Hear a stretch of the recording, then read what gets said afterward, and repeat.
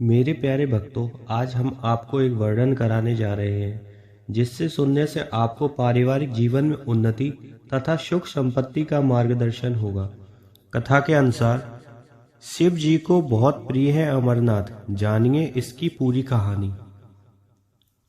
एक बार देवी पार्वती ने देवों के देव महादेव से पूछा, ऐसा क्यों है कि आप अजर अमर हैं, लेकिन मुझे हर जन्म के बाद नए स्वरूप में आकर फिर से बरसों तप के बाद आपको प्राप्त करना होता है।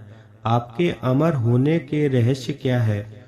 महादेव ने पहले तो देवी पार्वती के उन सवालों का जवाब देना उचित नहीं समझा, लेकिन पार्वती के हठ के कारण कुछ गुण रहस्य उन्हें बताने पड़े। शिव पुराण में मृत्यु से लेकर अजर अमर तक के कई प्रसंग हैं, जिनमें एक साधना से जुड़ी अमर कथा बड़ी रोचक है, जिससे भक्तजन अमरनाथ की कथा के रूप में जानते हैं। हर वर्ष हिमालय में अमरनाथ, कैलाश और मानसरोवर तीर्थ स्थलों में लाखों श्रद्धालु पहुंचते हैं, सैकड़ों किलोमीटर पैदल यात्रा करते हैं। क्यों? ये विश्वास यूं ही नहीं उपजा। पौराणिक मान्यताओं के अनुसार अमरनाथ की गुफा ही वह स्थान है जहां भगवान शिव पार्वती को अमर होने के गुण रहस्य बतलाए थे। उस दौरान उन दो ज्योतियों के अलावा कोई तीसरा प्राणी वह नहीं था। ना महादेव का नंदी, ना ही उनका नाग, ना ही सिर पे गंगा, और ना ही गणपति और ना ही कार्तिकेय। नंदी को पहलगाम में छोड़ा। गुप्त स्थान की तलाश में महादेव ने अपने वाहन नंदी को सबसे पहले छोड़ा। नंदी जिस जगह पर छूटा उसे ही पहलगाम कहा जाने लगा। अमरनाथ यात्रा यहीं से शुरू होती है। यहाँ से थोड़े आगे चलने पर शिव जी ने अपनी जटाओं से चंद्रमा को अलग कर दिया। जिस जगह ऐसा किया वह चंदनवाड़ी कहलाती है। इसके बाद गंगा जी को पंचतरणी में और कंठभूषण सर्पों को शेषनाग पर छोड़ दिया। इस प्रकार इस पड़ाव का नाम शेषनाग पड़ा।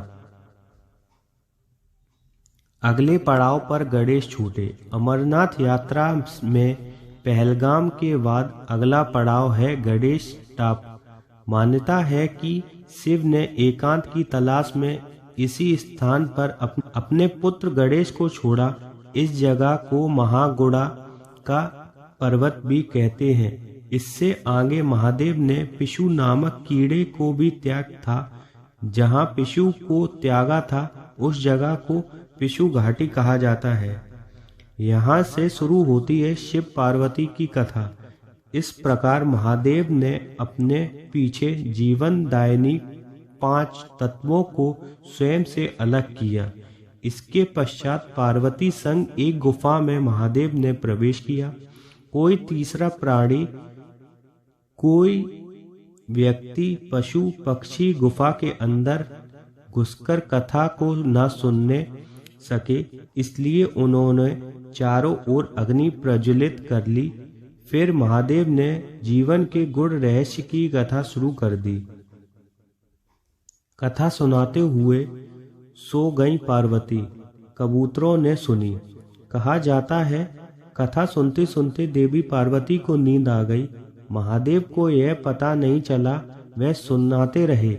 उस समय 2 सफेद कबूतर कथा सुन रहे थे और बीच बीच में गुटर गूं की आवाज निकाल रहे थे। महादेव को लगा कि पार्वती सुन रही हैं। दोनों कबूतर सुनते रहे। कथा समाप्त होने पर महादेव का ध्यान पार्वती पर गया तो उन्हें पता चला कि वे सो चुकी हैं। तो कथा सुन कौन रहा था? उनकी दृष्टि तब उन कबूतरों पर पड़ी तो महादेव को क्रोध आ गया। वह कबूतर का जोड़ा उनकी शरण में आ गया और बोला, भगवान, हमने आपसे अमर कथा सुनी है। यदि आप हमें मार देंगे तो यह कथा झूठी हो जाएगी। इस पर महादेव ने उन्हें वर दिया कि तुम सदैव इस स्थान पर शिव व पार्वती के प्रतीक की तरह निवास करोगे। अतः कबूतर का यह जोड़ा अमर हो गया और यह गुफा अमर कथा की साक्षी हो गई। इस तरह इस स्थान का नाम अमरनाथ पड़ा। मान्यता है कि आज भी इन दो कबूतरों के दर्शन भक्तों को होते हैं। यह हर वर्ष इन्हीं दिनों निर्मित होने वाला शिवलिंग किसी आश्चर्य से कम नहीं है।